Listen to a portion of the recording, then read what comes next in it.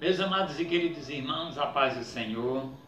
Eu sou o presbítero Sideval, membro das Assembleias de Deus em Ribeira do Pombal, na Bahia, que tem como pastor presidente o pastor José Demétrio Paim, e também atuo na Escola Bíblica Dominical, na classe das senhoras, juntamente com a professora Deniese. Meus amados, nós estamos aqui para ministrar, dar continuidade à ministração das aulas da Escola Bíblica Dominical. Hoje nós estamos na lição de número 7, que tem como título Cristo é a nossa reconciliação com Deus. Nós sabemos que outrora nós não tínhamos paz com Deus, nós éramos inimigos de Deus, mas através do seu Filho, seu próprio Filho, seu único Filho, Jesus Cristo, através da morte na cruz do Calvário, nós tivemos a possibilidade de nos reconciliar com Ele.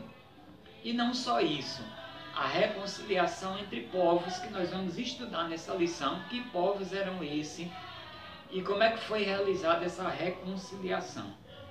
Aqui no textuário nós temos assim: porque Ele é a nossa paz, o qual de ambos os povos fez um, e derribando a parede de separação que estava no meio. Efésios 2:14. A verdade prática diz assim: ao morrer na cruz do Calvário, Cristo reconciliou os eleitos, desfazendo a inimizade entre Deus e os homens. A leitura bíblica em classe se encontra em Efésios capítulo 2, versículos 14 a 19. Os irmãos podem ler em casa, para a gente ganhar tempo aqui na ministração da aula. Meus amados, o primeiro ponto da lição vai falar que Cristo desfez a inimizade entre os homens.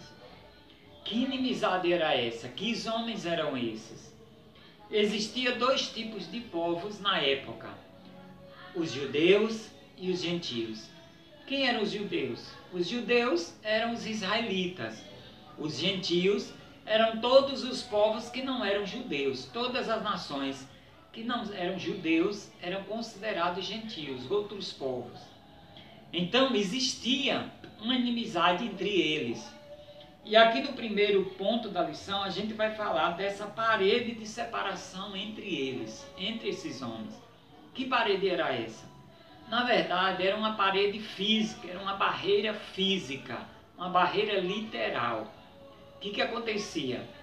Lá em Jerusalém, no templo, existia uma parede de separação, um muro de mais ou menos 1,5 metros de altura, que separava o povo judeu do povo gentio. Ou seja, os judeus tinham acesso ao templo, tinham acesso ao santuário, mas os gentios não podiam entrar no santuário. Existia essa parede de separação, esse muro de separação, e nesse muro estava escrito em letras garrafais, em grego e latim, que todo aquele que se aproximasse desse muro, que rompesse esse muro, sendo outros povos, sendo gentio, essas pessoas seriam automaticamente exterminadas. Não era só proibido de entrar no templo. Se as pessoas ultrapassassem esse muro, essas pessoas automaticamente seriam exterminadas. Haveria pena de morte para essas pessoas. Inclusive, o próprio apóstolo Paulo sofreu isso. Ele não chegou a ser morto, mas, segundo o livro de Atos, é relatada uma história, a história bíblica, de que o apóstolo Paulo tentou entrar no templo com um grego chamado Tófico, e o que aconteceu? Os judeus pegaram o apóstolo Paulo, prenderam o apóstolo Paulo em Cesareia, ficou algum tempo lá preso e depois enviaram para Roma, onde ele ficou 2 anos preso. Então, um dos motivos da prisão de Paulo foi esse, o fato dele ter entrado no santuário, no templo, com um grego que não poderia entrar. Só que isso, irmãos, não tem fundamento. Isso foi apenas uma acusação. Sabe-se que isso não foi verdade. O Flávio Josefo, um grande historiador cristão, relata isso com detalhes. Então, amados, essa parede de separação, ela existia. Os judeus não permitiam que os gentios entrassem no santuário, entrassem no templo, porque eles se achavam superiores, pelo fato de Deus ter escolhido eles, né, para, digamos assim, evangelizar o mundo. O povo escolhido de Deus, a nação eleita, para ser exemplo, para ser referência para o mundo. Então eles se achavam superiores aos outros povos, por conta disso. Só que na verdade, infelizmente, os judeus não conseguiram cumprir essa missão que Deus estabeleceu para eles serem referência, para eles serem os evangelistas, né, os pregadores para todas as nações do mundo, para serem referência em todas as áreas. Se você ler Deuteronômio 28, você vai ver o que Deus projetou para a nação de Israel, o que Deus projetou para os judeus. Se Deuteronômio 28, se os judeus tivessem conseguido cumprir à risca o que Deus estabeleceu em Deuteronômio 28, hoje Israel seria uma referência para o mundo em todas as áreas que você possa imaginar. Na medicina, na arqueologia, na ciência, na tecnologia, em todas as áreas, e espiritualmente principalmente. Mas infelizmente eles não conseguiram cumprir. O segundo ponto fala da derrubada da parede de separação.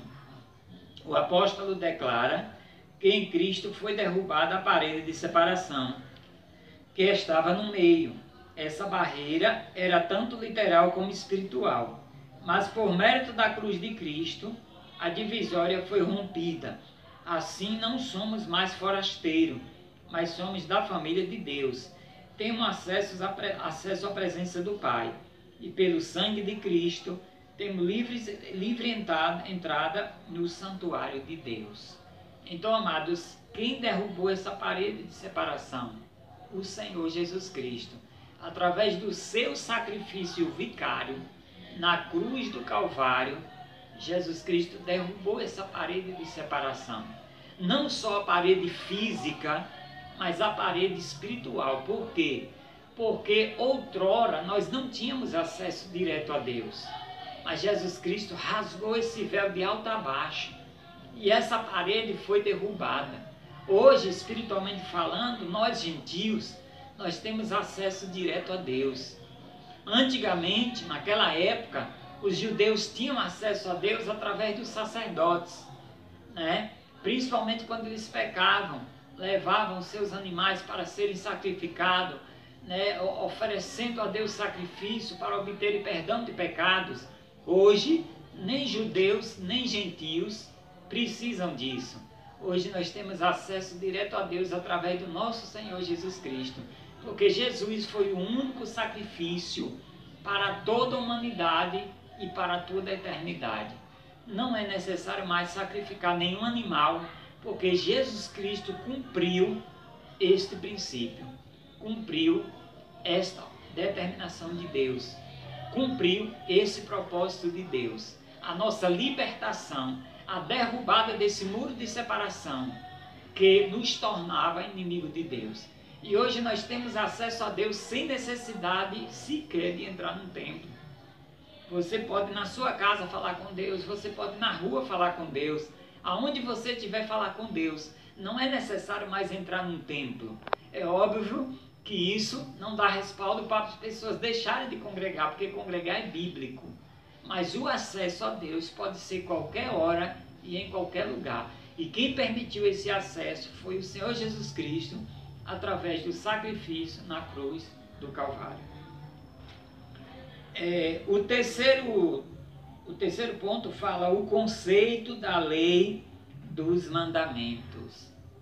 A compreensão desse conceito repousa na visão tripartida da lei mosaica, a moral, a cerimonial e a civil, que na verdade são três esferas da mesma lei. Então, amados, existia a lei tripartida, né, que era a lei mosaica. O que era essa lei? O que rezava essa lei? A lei tripartida, a lei mosaica, era dividida em lei civil, lei moral e lei cerimonial. A lei civil era os direitos que o judeu tinha como cidadão. A lei moral era as normas de conduta. Era a lei moral que existe até hoje, que eu e você também participa dessa lei moral. É a nossa conduta no dia a dia, é a nossa conduta diante dos mandamentos do Senhor, da obediência aos mandamentos. Isso é lei moral. E existia também a lei cerimonial. E os judeus eram separados dos gentios justamente por conta dessa lei cerimonial, que se resumia em quê? Se resumia em sacrifícios, se resumia em dia de guarda, se resumia em dias de festa, que os judeus praticavam essa lei cerimonial e os gentios não praticavam. Então os gentios eram discriminados por isso, porque eles não praticavam a lei cerimonial. Muitos até poderiam praticar a lei moral, poderia praticar a lei, aliás, não tinham como praticar a lei civil porque não eram judeus, eles eram gentios, mas não praticavam a lei cerimonial, porque eles não tinham acesso ao templo, eles não tinham acesso às festas religiosas, eles não tinham acesso às leis cerimoniais. Então eles eram excluídos por conta disso também. Então o que foi que Cristo fez? Cristo aboliu. Cristo aboliu essa lei cerimonial. Como se deve ao Cristo aboliu? O apóstolo Paulo diz que o fim da lei é Cristo. O que significa dizer que o fim da lei é Cristo? A lei cerimonial. Por quê? Porque Jesus cumpriu toda a cerimônia. Hoje não é necessário mais a gente matar um carneiro, a gente matar um cordeiro para obter perdão de pecados. Hoje não é necessário mais comemorar dias de festas que os judeus comemoravam. Hoje não é necessário mais a guarda do sábado. Por quê? Porque Jesus Cristo já cumpriu essa lei. Isso faz parte da lei cerimonial.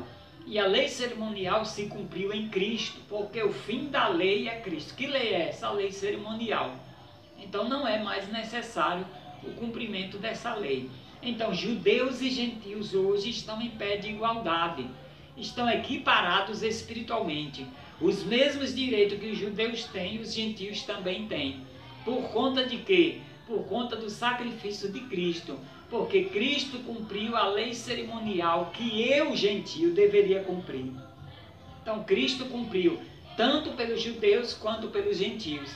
Hoje os judeus não precisam mais recorrer à lei cerimonial e nem os gentios. Por quê? Porque Cristo já cumpriu toda essa lei. Amém? Meus amados, nós vamos para o segundo tópico da lição. E diz assim, ó, pela paz, Cristo fez um novo homem. O primeiro ponto da lição vai falar do conceito bíblico de paz. Diz assim, de forma geral, a paz é descrita de boas relações, do fim de um conflito, do estado de tranquilidade e de uma qualidade espiritual. Na passagem a preço, o apóstolo ressalta a paz conferida por meio de Cristo. Sua morte na cruz desfaz a nossa inimizade com Deus e com os homens, tornando possível a reconciliação entre ambos e promovendo assim a paz. Então, amados, o conceito bíblico de paz, na verdade, no grego, é ausência de guerra, estado de tranquilidade, ausência de conflito, isso no grego falando. Mas em se tratando do hebraico, na verdade, o conceito de paz é a presença de Cristo em nossas vidas. É a presença do Espírito Santo dentro de nós. Por quê? Porque mesmo nós estando em guerra, guerra espiritual, conflitos que vêm nas nossas vidas, tristeza, dor, angústia, né? Mesmo estando passando por uma dificuldade, mesmo passando por problemas, por adversidades, isso não me impede de ter paz. Por quê? Porque Cristo está em mim. E aqui na frente nós vamos ver que Cristo é o motivo da nossa paz. No segundo ponto, Cristo é o motivo da nossa paz. Então a nossa paz é uma paz hebraica. Por quê? Porque não é só pelo fato de ter ausência de guerra, não é só pelo fato de estar tranquilo, não é só pelo fato de não estar em conflito, porque os conflitos nessa vida existem e sempre existirão. O próprio Jesus Cristo disse: no mundo tereis aflições, mas tende bom ânimo, porque eu venci o mundo.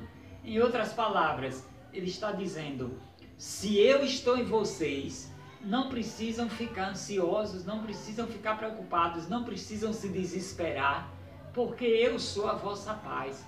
O apóstolo Paulo, escrevendo aos Filipenses, no capítulo 4, versículo 6, ele diz assim, olha: não estejais ansiosos por coisa alguma, antes as vossas petições sejam em tudo conhecidas diante de Deus pela oração e súplica. Então, irmãos, isso é motivo para a gente viver em paz. Então, repetindo mais uma vez, o conceito de paz no grego é ausência de conflito, ausência de guerra, estado de tranquilidade. Você está num jardim, né, rodeado de flores, rodeado de plantas bonitas, né, da natureza, obra da natureza. Você sente paz. Mas não é só essa paz que nos completa. A paz que nos completa é a paz derivada do hebraico, que significa a presença de Cristo em nós, significa a presença do Espírito Santo em nós. Essa presença no nosso dia a dia nos traz a verdadeira paz. O terceiro ponto diz assim: a nova humanidade formada pela paz. Aí a leitura diz assim, ó: Cristo uniu os povos que outrora se hostilizavam para criar em si mesmo dos dois um novo homem, fazendo a paz. Essa unidade não foi o resultado de algum acordo firmado entre homens, ela foi realizada em si mesmo, ou seja, único modo possível era em Cristo. E por meio de Cristo, a partir desse ato, surge uma nova humanidade, a igreja, onde não há circuncisão e nem circuncisão. Foi Cristo quem criou esse novo povo, fazendo a paz. Nele, as desigualdades foram eliminadas, a acepção de pessoas desfeita e a etnia e a classe social desapareceram. Então, meus amados, esse novo acordo de paz entre judeus e gentios, eles não foram estabelecidos pelos próprios povos, judeus e gentios. Não foi feito um acordo, não foi deliberado um acordo entre eles para estabelecer essa paz. Se não fosse Cristo, essa paz nunca haveria, porque o homem é mau. A Bíblia diz que enganoso é o coração do homem. Essa briga, esse litígio sempre existiria, se não fosse o Senhor Jesus Cristo para intermediar isso. Então foi o Senhor Jesus Cristo que estabeleceu a paz entre os povos judeus e gentios. Jamais conseguiríamos estabelecer essa paz sem a intermediação do nosso Senhor Jesus Cristo. Agora, irmãos, é inadmissível pensar que ainda existe cristão que tem preconceito, que age com racismo, que faz acepção de pessoas, trata o rico de uma maneira, trata o pobre de uma maneira, trata o irmão de uma maneira, trata o outro irmão de uma maneira. Isso é inconcebível em nosso meio, porque hoje não existe mais isso. Não existe mais judeus e gentios, existe a igreja. Cristo intermediou, estabelecendo a paz para tornar um só povo. Hoje não existe o povo judeu e o povo gentio, hoje existe a igreja de Cristo, que é o corpo de Cristo.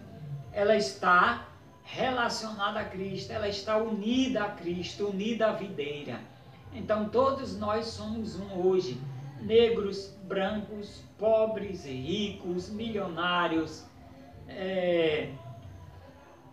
qualquer tipo de raça, qualquer tipo de cor, não importa.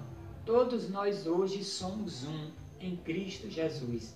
Então é inconcebível qualquer tipo de discriminação, qualquer tipo de preconceito por parte de um cristão. Amém? Agora nós vamos para o terceiro tópico da lição. Pela cruz, reconciliados com Deus num corpo. Até agora nós estudamos a reconciliação entre judeus e gentios através do sacrifício vicário de Cristo. Só que esse sacrifício vicário, a morte de Jesus na cruz do Calvário, ela não trouxe só a reconciliação entre povos, entre judeus e gentios. Ela trouxe também a reconciliação entre o homem e Deus, tanto judeus quanto gentios. Porque outrora, amados, nós estávamos em delitos e pecados. O apóstolo Paulo diz que todos pecaram e destituídos estávamos da glória de Deus. Então a cruz de Cristo, ela veio nos tornar amigos de Deus, veio estabelecer ou restabelecer a nossa comunhão com Deus, que outrora foi perdida lá em Adão. Quando Adão e Eva pecaram, eles perderam esta comunhão, perderam esta intimidade com Deus. Então a cruz de Cristo veio nos reconciliar novamente com Deus, veio estabelecer essa comunhão, essa intimidade com Deus. E aqui no primeiro ponto fala que Cristo se fez maldição por nós. Então foi necessário Cristo se fazer maldição por nós. Ser condenado à morte de cruz era um sinal de maldição e de profunda humilhação. O réu era açoitado por um chicote de várias tiras de couro, acompanhado de chumbo ou ossos nas pontas. Em seguida, era obrigado a carregar publicamente sua cruz até o local de execução. Por essas razões, a cruz era escândalo para os judeus e loucura para os gentios. Então, amados, tanto para os judeus quanto para os gentios, a cruz era símbolo de maldição. Para os judeus era considerado como maldição, como escândalo. E para os gentios era considerado como loucura. Apesar disso, Cristo suportou a afronta, levou a nossa culpa, entregou seu corpo para a crucificação e se fez maldição em nosso lugar. Irmãos, é motivo para a gente viver eternamente grato a Deus por este sacrifício, porque Deus não tinha obrigação nenhuma de nos reconciliar com Ele próprio. Ora, se fomos nós que brigamos com Deus, que nos tornamos inimigos de Deus, fui eu que pequei, não foi Deus que pecou. Então eu que tinha obrigação de procurar me reconciliar com Deus. Quem tinha que procurar Deus era eu. Mas o amor de Deus é tão grande por nós, que Ele fez questão de nos procurar, mesmo sendo eu que pequei, mesmo sendo a humanidade que pecou. Deus fez questão de nos procurar para se reconciliar conosco. Olha que coisa maravilhosa, irmãos. Deus não pecou, quem pecou foi eu e você. E Deus fez questão de nos procurar para se reconciliar conosco. Ou seja, criando lá antes da fundação do mundo um plano salvífico. Porque Ele sabia que o homem ia pecar. Ele sabia que Adão e Eva iam cair na sua presciência. Então Ele já estabeleceu lá no princípio um plano de redenção para o homem. Deus disse, eu sei que o homem vai cair, eu vou dar o livre-arbítrio ao homem, a possibilidade dele escolher entre o bem e o mal, ele vai escolher o mal, mas mesmo assim eu vou estabelecer um plano de salvação, um plano de reconciliação, para que eu possa mais uma vez ter comunhão, ter intimidade com o homem, permitir que o homem chegue até a minha presença, permitir que o homem tenha acesso a mim, permitir que o homem venha a ser mais uma vez chamado de filho, permitir que o homem, o ser humano, venha a ser mais uma vez meu amigo. Irmãos, isso é motivo para a gente agradecer a Deus todos os dias, pela reconciliação com Ele através do seu único Filho. E detalhe, Ele deu o seu único Filho para morrer em meu lugar, para morrer pelos meus pecados, para que o próprio Deus viesse se reconciliar conosco e nós com Ele. É tremendo isso, irmãos, é maravilhoso. E o terceiro ponto diz assim: reconciliados na cruz em um corpo. Que corpo é esse? Igreja. Aquilo que eu já falei anteriormente. Olha o que diz aqui. O apóstolo Paulo reforça que o propósito de Cristo foi o de reconciliar ambos, judeus e gentios, com Deus em um corpo. A ênfase aqui recai sobre a inimizade existente na vertical, isto é, entre os homens e Deus. No versículo 14, o destaque era a inimizade horizontal, quer dizer, entre os judeus e gentios, de forma que a reconciliação deve ser duplamente compreendida. As duas inimizades foram desfeitas quando Cristo levou nossos pecados no madeiro. A ira de Deus, que por causa dos pecados estava sobre nós, foi cravada na cruz. Assim, a reconciliação foi concretizada pela cruz, gerando um novo povo, num único corpo, a família de Deus, a Igreja de Cristo. Então hoje, amados, pelo sacrifício de Cristo na cruz do Calvário, nós somos um só povo, uma só família, não mais denominados judeus e gentios, mas denominados Igreja de Cristo, povo de Deus, povo santo, que vai morar no céu, que vai habitar nas mansões celestiais, sem distinção de raça, sem distinção de cor, sem distinção de sexo, sem distinção nenhuma. Nós somos um só povo. Amém? Então, amados, eu quero concluir esta lição dizendo para os amados irmãos que nós temos milhares de motivos para todos os dias agradecer a Deus por esta reconciliação. Tanto a reconciliação horizontal entre judeus e gentios, que hoje nós somos um só povo, uma só nação, a nação eleita, a nação que vai morar no céu, o povo adquirido, né? Nós somos considerados filhos por adoção, todos da mesma família, e a reconciliação entre nós e nosso Senhor. Se não fosse o sacrifício de Cristo na cruz do Calvário, não haveria reconciliação. Não haveria possibilidade de hoje sermos feitos filhos de Deus, de sermos considerados amigos de Deus, de sermos considerados eleitos, predestinados para a salvação. Então, que Deus te abençoe, que você possa refletir acerca desta lição, deste aprendizado, que Deus possa continuar abençoando a sua vida e a vida da sua família, em nome do Senhor Jesus Cristo, e até a próxima aula, se Deus permitir.